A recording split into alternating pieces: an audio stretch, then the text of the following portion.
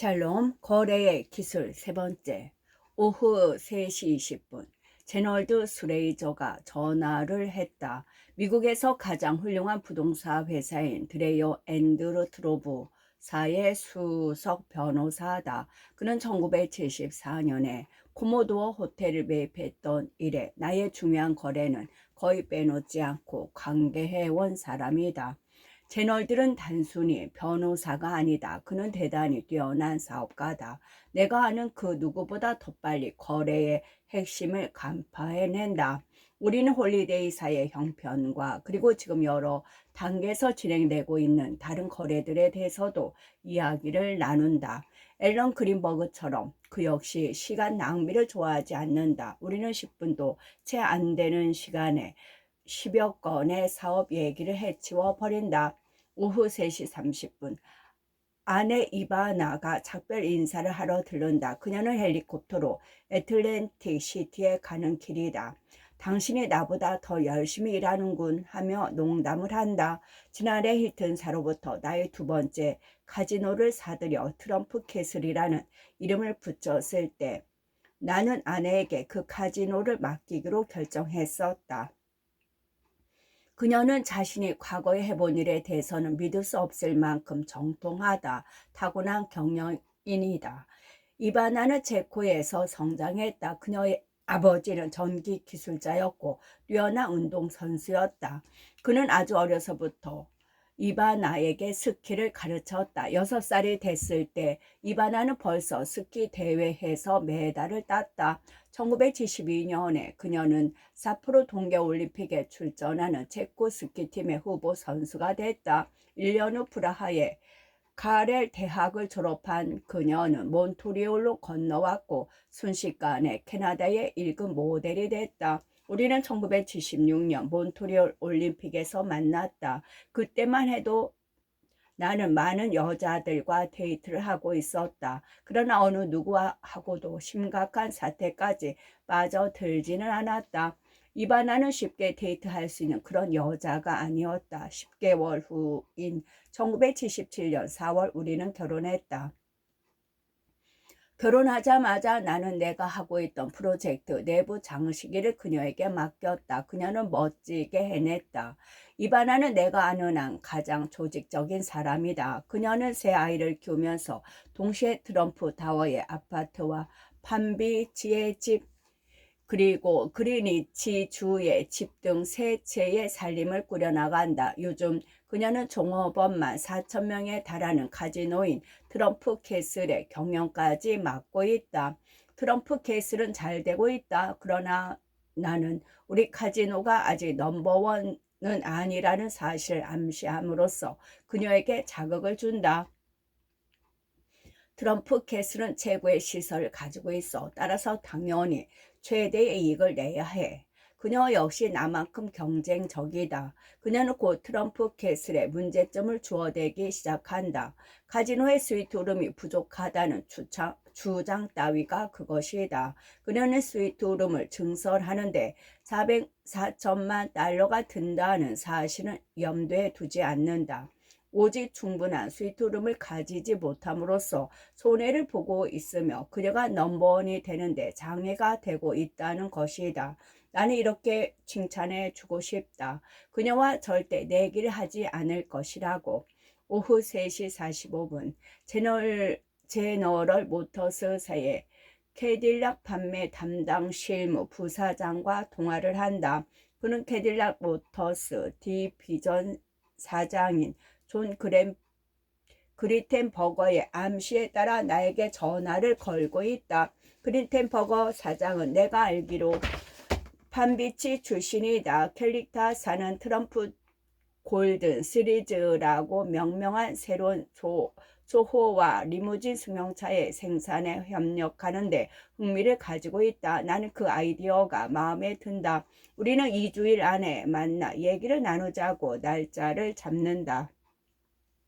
오후 4시 드렉셀 버넘 램버트 회사의 카지노 전문가 데니얼 리가 그의 동료 여러 명과 함께 사무실에 들렀다. 그는 한 호텔 회사를 매입하는 거래에서 자신이 나의 투자 상담력이 될 수 있는지를 논의하기 위해 들른 것이다. 마이크 밀켈이란 친구는 드렉셀사에서 자금 담당을 맡고 있는데 나를 자신의 사업에 끌어들이기 위해 지난 7년 동안 꾸준히 전화를 걸어오고 있는 터였다. 나는 딜렉사사가 얼마 안 있어 월가를 뒤흔들 내부자 거래 스캔들에 휘말릴 것이라고는 생각하지 못한다. 아무튼 나는 마이클이 아주 훌륭한 친구라고 생각한다. 그러나 앨런 그린버그는 그렇게 생각 안 한다. 나는 나를 위해서 좋은 일을 해온 사람들의 말을 믿는 편이다. 나는 데리얼 리와 그의 친구들이 거래에 관해서 하는 얘기를 듣는다. 그러나 솔직히 흥미가 없다. 내가 다시 연락하기로 한다. 오후 5시. 전 마이애미 돌핀스는 러닝백이었던 랠리 송카가 전화를 했다. 그는 USFL을 살릴 수 있는 아이디어를 가지고 있다고 말했다. 아이디어란 USFL을 캐나다 미식축구연맹과 동합시키는 것이다.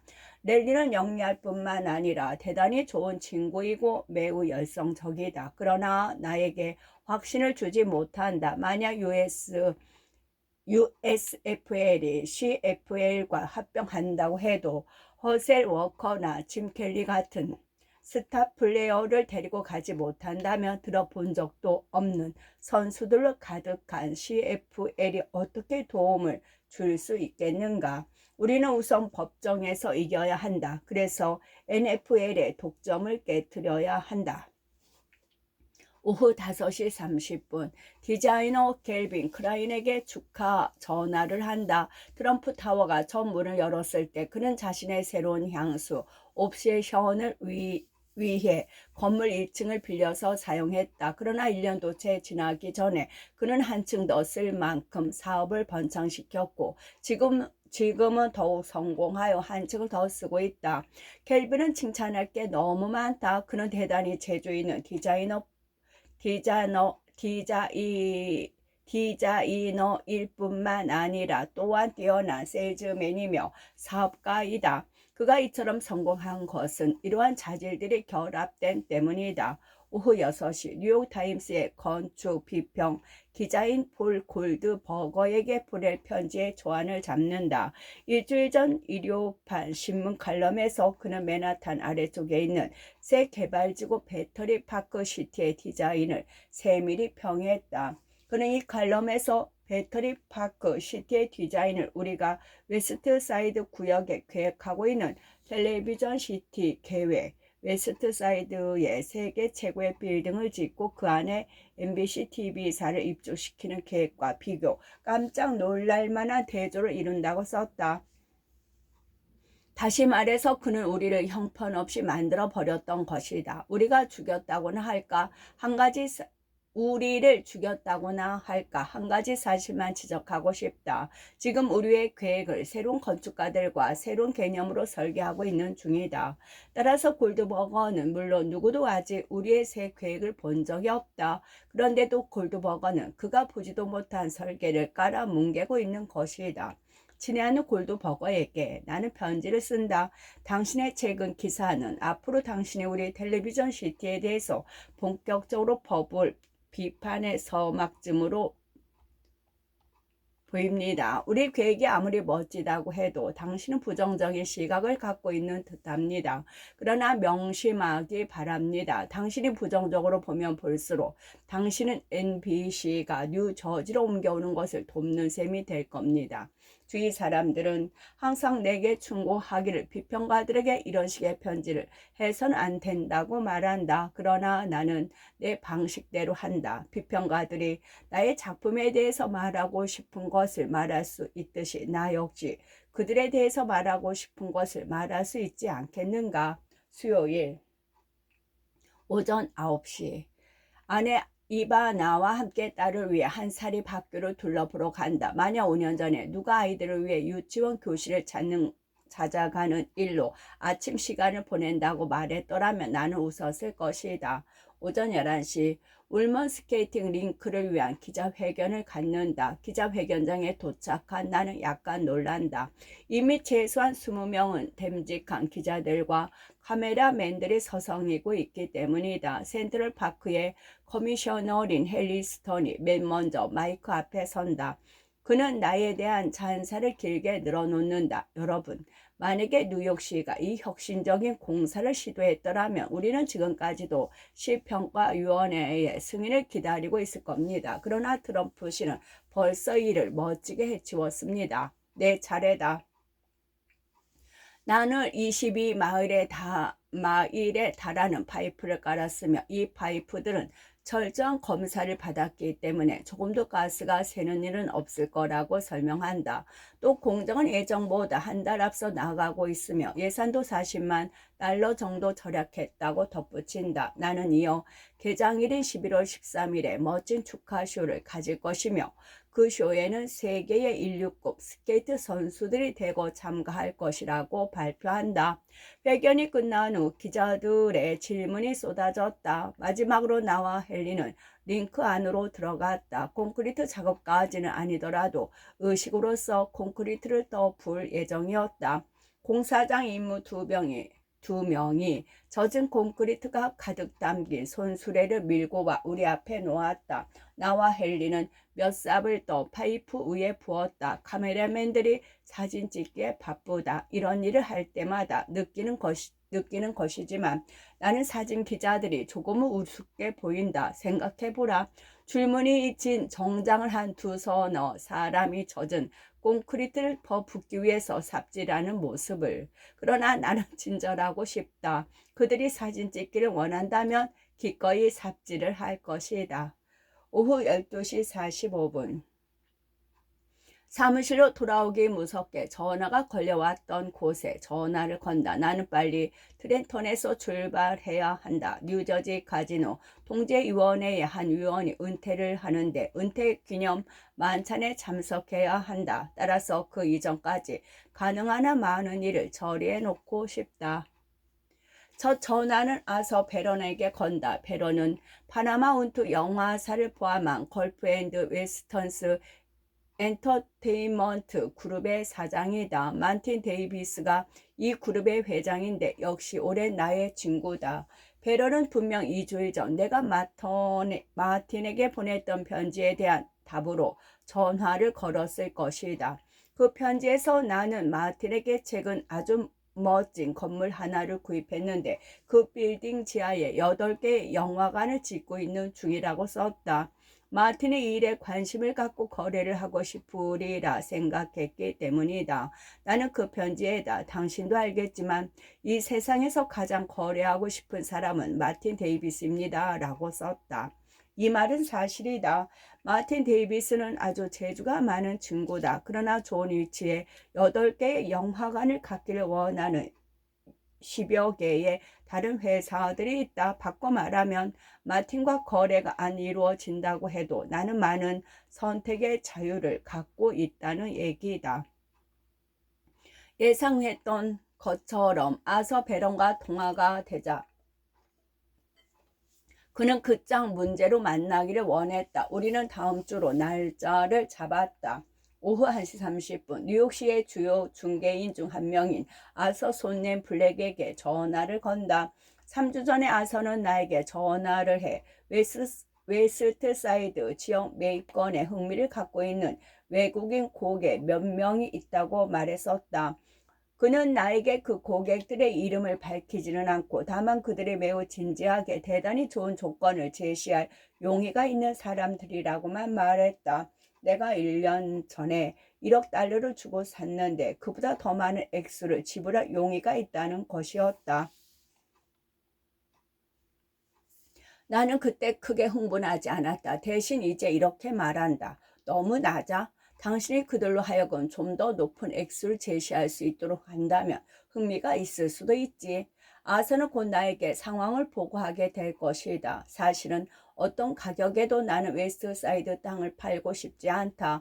나에게 허드슨 강을 굽어보는 그 20에이커에 달하는 웨스트사이드 땅은 세계에서 가장 좋은 미개발 지역이다. 그러나 나는 어떠한 가능성도 배제하지 않는다. 아서는 그의 고객들이 여전히 대단히 흥미를 갖고 있다고 말했다. 그들이 조금 더, 어쩌면 훨씬 더 높은 가격을 제시할 수도 있다는 것이다. 계속 밀어붙여 나는 그에게 말한다. 오후 2시.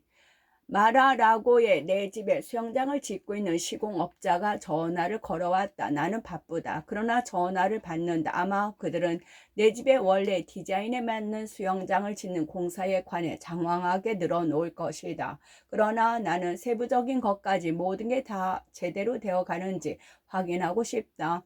마라라고의 그 집을 구입한 일은 비록 그것이 부동산 투기가 아니고 내가 살려고 산 집이었지만 매우 큰 거래였다. 마라라고는 패스트푸드 업체로 유명한 포스트사의 상속인이자 그 당시에는 에드워드 허턴 부인이었던 마리오리의 메리 웨스가 1920년대에 지은 집이다. 대서양과 위스호를 바라보는 20에이커의 부지 위에 들어선 그 집은 짓는 데만 4년이 걸렸으며 118개의 방을 갖고 있다. 외벽을 쌓기 위해 이탈리아로부터 도리안석을 석재 운반석으로 3번이나 실어 날랐고 집 안팎을 장식하는 데는 15세기 스페인제 타일 36,000장이 들었다. 어떤 부인은 세상을 떠날 때 그 집을 대통령의 은퇴 후 주거지로 쓰도록 연방정부에 헌납했었다. 연방정부는 결국에는 포스터 재단에 이 집을 되돌려 주었고 재단은 2,500만 달러에 팔려고 내놓았다. 나는 즉시 1,500만 달러를 제시하며 흥정에 나섰지만 보기 좋게 거절당하고 말았다. 그 수년간 다른 사람들이 나보다 더 많은 액수를 제시하고 그 집을 사기 위해 여러 차례 재단 측과 계약을 맺었다. 그러나 모두 지불을 다 끝내지 못하고 실패했다. 그때마다 나는 전보다 낮은 가격으로 그 집을 사겠다고 나서곤 했다. 마침내 1985년 말 나는 현찰 500만 달러를 제시하면서 이에 덧붙여 그 집에 있는 가구를 300만 달러에 모두 사겠다고 제안했다. 분명히 당시 재단 측은 계약이 번번이 깨지는 데 지쳐 있었다. 그들은 나의 제안을 받아들였다.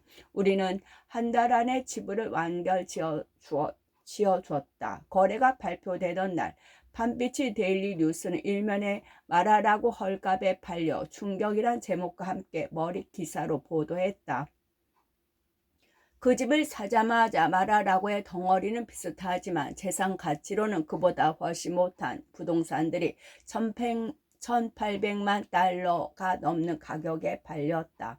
나는 마라라고 안에 있는 가구들만 해도 내가 지불한 집가 이상의 가치가 있다는 말을 들어왔다. 이것은 그 타이밍이 맞을 때 재빨리 과감하게 지불하는 것이 최고라는 것을 보여준다. 물론 마라라고를 유지하는 일은 만만치 않다.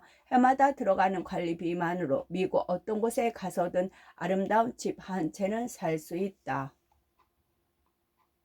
내가 왜 우리 집 수영장 건축업자의 전화를 받는지 이 정도면 설명이 됐으리라 본다. 건축업자는 장식에 사용하는 도리안석이 잘 어울릴지 같은 사소한 것을 묻기 위해 전화를 했다.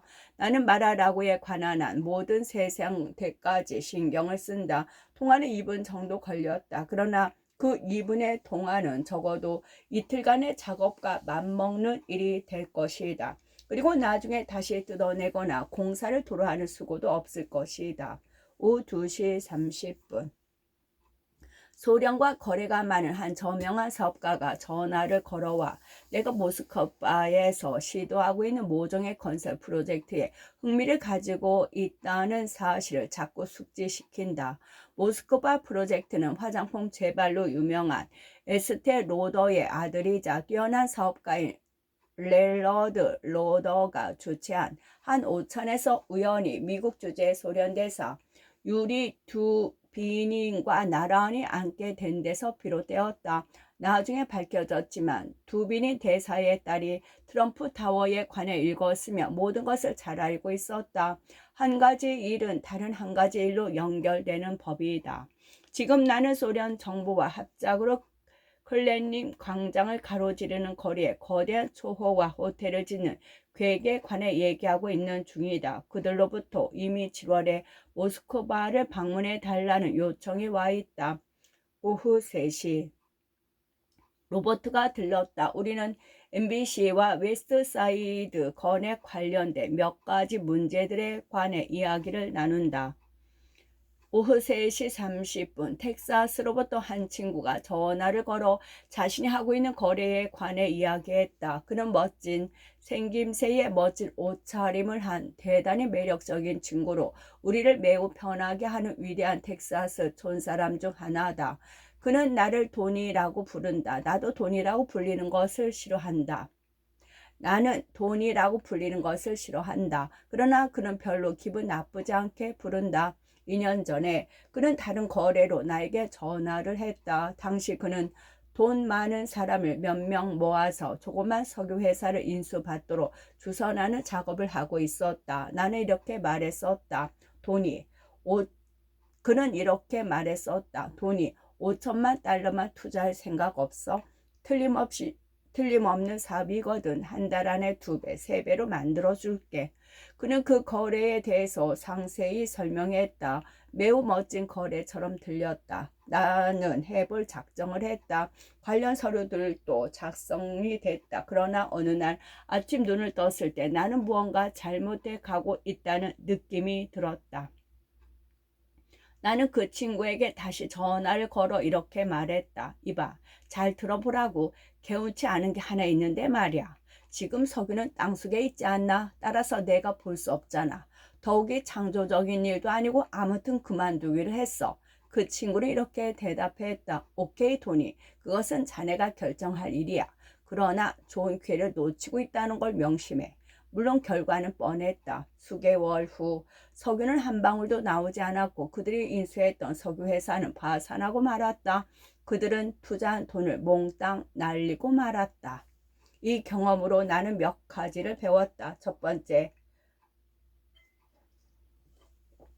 서류상으로 아무리 좋게 보이더라도 우선은 자신의 판단에 충실하라는 것이다. 두 번째는 알고 있는 것을 활용하는 편이 돈을 벌기가 쉽지 모르는 분야는 어렵다는 것이다. 세 번째는 때에 따라서는 투자하지 않는 게 최선의 투자일 수 있다는 것이다. 투자를 하지 않았기 때문에 나는 5천만 달러를 건질 수 있었고 우리는 계속 친구 관계를 유지할 수 있었다. 이런 일도 있고 해서 나는 오늘 그의 새로운 제안을 면전에서 거절하고 싶지는 않다. 대신 관계 서류를 보내달라고 얘기한다. 사실상 마음이 내키지는 않는다. 오후 4시 주디스 클란트에게 전화를 건다. 그녀는 확실히 내가 전화를 걸 만한 사람이다. 연속해서 3권의 넘버원 베스트셀러를 쓴 작가가 얼마나 되겠는가. 그녀는 게다가 매우 멋진 여자다. 그녀의 최신작 맨해튼은 나의 것은 우리 트럼프 타워가 무대가 되어 있고 나도 등장인물의 하나다.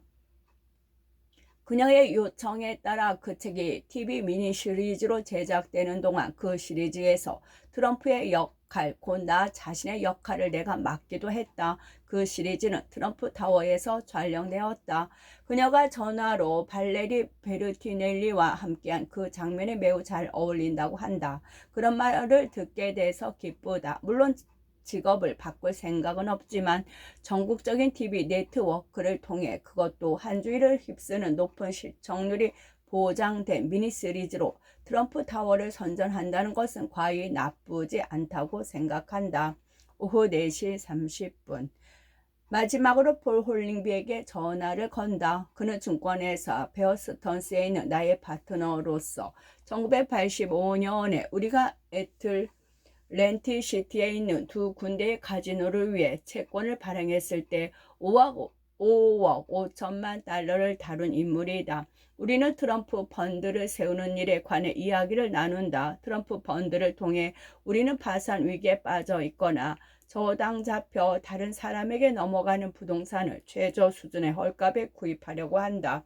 특히 남서부의 부동산을 헐값에 사려고 한다. 홀링비는 설립 추지서를 생각하고 있으며 공공증자를 통해 5억 달러는 쉽게 모을 자신이 있다고 말한다. 그 펀드 건에서 내 마음에 드는 점은 어떤 부동산을 구입하더라도 내가 큰 몫을 차지하는 한편 만약 거래가 잘못된다 하더라도 혼자서 위험에 빠지지는 않을 거라는 것이다. 그러나 나는 나 자신과 경쟁하는 것을 좋아하지 않는다. 예를 들어 개인적으로 구입하고 싶은 부동산이 있다고 치자. 그런데 그 부동산은 우리 펀드, 재단 입장에서도 역시 구입할 만한 부동산이다. 이럴 경우 어떻게 하는가? 내가 먼저인가? 펀드가 먼저인가? 아무튼 설립 취지서를 검토해 봐야겠다. 오후 5시 60번가에 있는 헬기장으로 달려간다. 제 시간에 헬기를 타야 30분 후에 트렌턴에서 있을 칵테일 파티에 될 수 있다. 목요일 오전 9시 에이브 헤스펠드와 자리를 함께했다. 에이브는 쿠모 뉴 주지사가 부지사 후보 선출해서 자신을 밀어낸 데 대해 몹시 기분이 상해했다. 나는 그의 기분을 이해할 수 있다고 말하고, 그러나 쿠모 조지사는 좋은 친구야. 더욱이 이제까지 민주당이었던 자네가 갑자기 등을 돌려 공화당을 지지한다고 생각해봐. 얼마나 우스꽝스럽겠어 라고 말해준다. 나는 또 실질적으로 따져도 쿠오모는 주지사 선거에서 대승을 거둘 거야. 따라서 패자보다는 승자 쪽에 서는 것이 훨씬 나아 라고 충고한다. 에이브는 꽤 고집이 센 친구다. 그러나 마침내 이렇게 말한다. 좋아, 그럼 네가 쿠오모에게 연락해서 나에게 전화하도록 해줄래? 나는 최선을 다해보겠다고 다짐한다. 에이브는 항상 어렵게 느껴졌다. 그러나 나는 그와 그의 가족을 아주 좋아한다.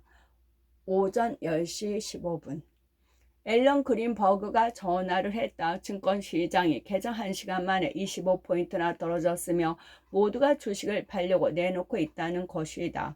거의 모든 주식이 떨어지고 있다고 한다. 그러나 홀리데이 주식만은 여전히 강세라고 한다.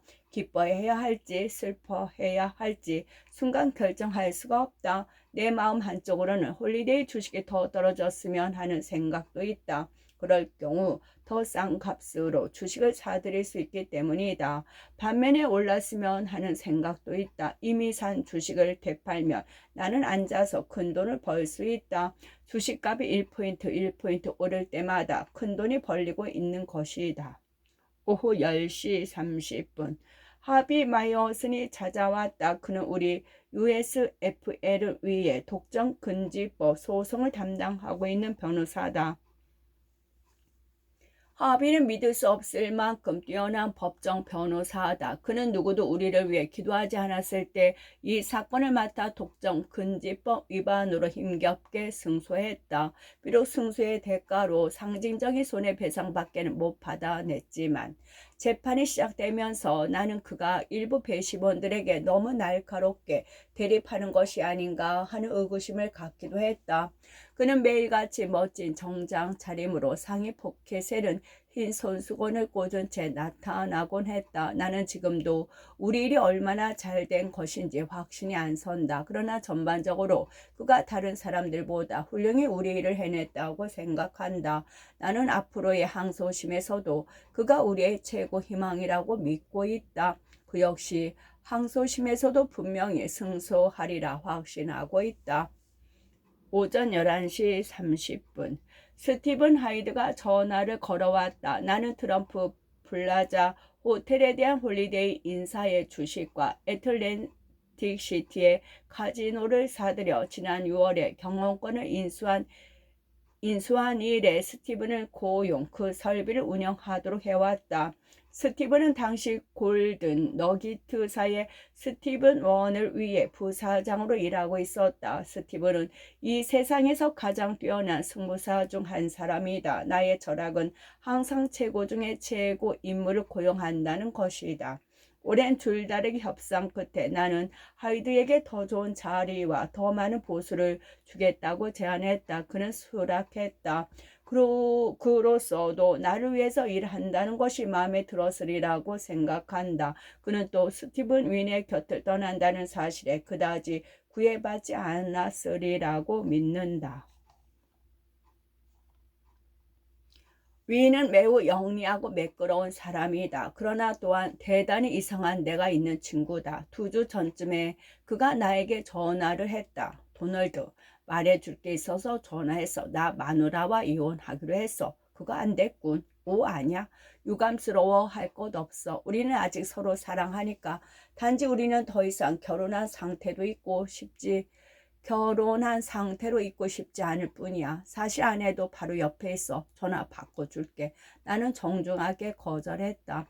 하이드는 방금 도착한 플라자 호텔 8월분 수지 결산을 보고하기 위해서 전화를 했다. 그는 나에게 총 영업이익을 903만 8천 달러로 1년 전 같은 기간에 343만 8천 달러보다 크게 신장했다고 말한다. 1년 전에는 홀리데이 인사가 나와 동업자와 프라자 호텔의 설비 운영을 맡고 있을 때였다. 나쁘지 않군. 우리는 아직 주차 시설이 없는데도 말이야. 그러나 나는 그를 좀 덜 볶고 싶다. 이제부터 할 일은 호텔을 완전히 새롭게 바꾸는 거야. 나는 까다로울 정도로 깨끗한 것을 좋아하는 사람이다. 지난번 호텔에 갔을 때 내 기분은 썩 좋지가 않았다. 벌써 작업을 하고 있습니다. 많이 좋아졌습니다, 사장님. 그는 기분 좋게 말한다.